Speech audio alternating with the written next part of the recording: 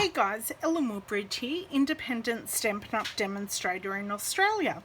And today I want to show you some tips and tricks about this card that I made. Now this card was a challenge card.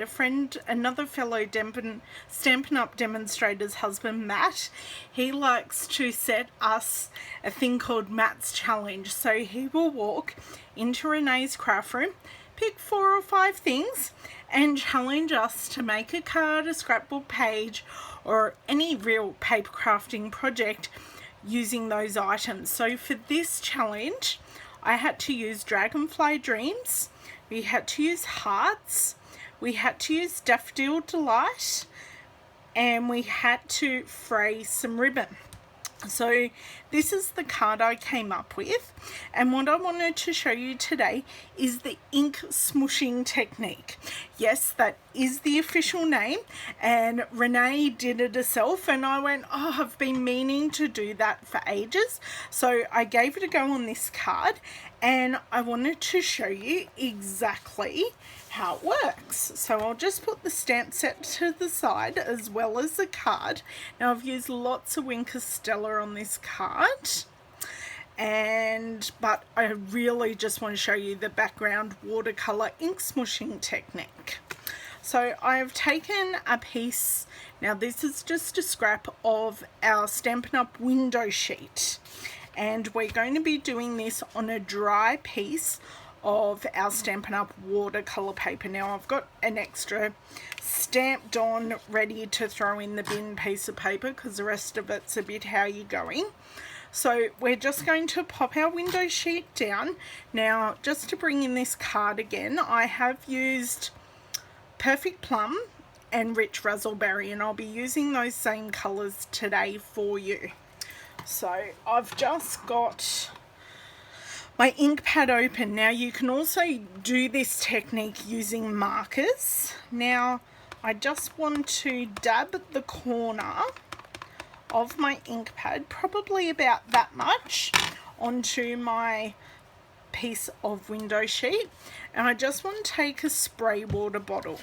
Now I'm just going to put a small amount, not too much because I don't want to water it down too much because it's a fairly light color as it is, and just try and pick up that ink. And then all we're going to do is turn it over and smoosh it in to, just going to pick some more of that up, and we're just going to smoosh it into our watercolor paper. Now you can do this a couple of times. I might actually do this again. Now it's pretty hot here on the Central Coast today, so this is going to dry pretty quick for me. Okay, just get that moving. Put on a few more layers. Now there's no rhyme or reason. Every one of your creations will turn out differently, and you may even get to the stage of going, oh my god, that's so ugly, but it all works out in the end. Okay, just some lighter spots here at the bottom. So now I didn't let my layers dry there in between, but I'll show you a piece. I'm just taking off that color and drying that off a bit with the piece of paper towel. Now this is one I did earlier, so I've got my base color, and then I went in again with even less water with the Perfect Plum and just added those darker pieces. So I'm going to pop this one aside and just let that dry up here, and I'm going to bring in my Rich Razzleberry and add another layer. Now on my original one that I showed you earlier, I did use a lot of ink and a lot of water, which gives you that really watery look, but I'm just trying something a little different with this one, and I'm just going for a bit more sparse look, but a bit more concentrated colour. So I've just put the rich raspberry on there, taking my water bottle. Now we can add as many layers, and you can either let it air dry or you can use your heat tool to aid that drying process. So just adding the dark colour here. I'm liking the way this is coming out.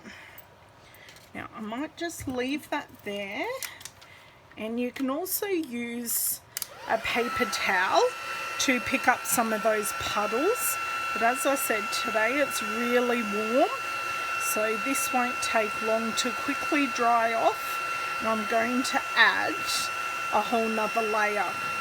So once this is dried off, it's going to take a bit of time to reactivate, where with this original piece I didn't let it dry off, so the layers sort of melded into each other, which is what I wanted. So I could go in and add another layer of whatever I wanted, but I do want, and I'm just going to take my paper towel and dry this off. Doesn't matter if there's a bit of colour left on it, I just want it nice and dry, so then I can get a bit more concentrated colour. So you can do this with our markers as well, and just scribble onto the piece of acetate with our markers. It just happens today I've got out our ink pads and just using the corner, so I've used even less water here, but just making sure I'm picking it up with just swooshing that around, just going again, oh, didn't get any, and just really pouncing that down to add more layers and more dimension. Now you can use this as a single piece and just stamp over it, or create more of a collage with some butterflies over it, some love hearts, because it does have that love type of theme, especially coming up to Valentine's Day. Now I think I'm pretty happy with that. It's got some nice depth, some light and dark of both of our colours. So I'll just use our heat tool again and dry that off. Now the easiest way to tell if your watercolour paper is dry or not, if it's cold, it's still wet. If it doesn't feel cold, then it's dry. Now you will get some warping, but when as I dry that here, when I use this card, I just adhered it with a whole lot of fast fuse, and that is sitting nice and flat for me. It should bend back at least a little bit for me. Okay, let that cool off, but that is the technique I wanted to show you. So once again, now I have lost my piece of acetate. No, I haven't. So just using a scrap piece of my window sheet, adding some ink, whether it's from your marker, a tiny dot of a re-inker, or your ink pad, and just a little bit of water out of a water bottle, and just smooshing it onto our watercolor paper to give you a fantastic watercolor technique. Now if you wanted to purchase our new Dragonfly Dreams stamp set, please look in the description below and I will have a link to my shop.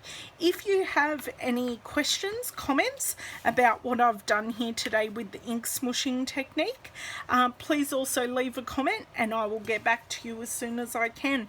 Thank you so much for stopping by today, and I will catch up with you soon. Bye.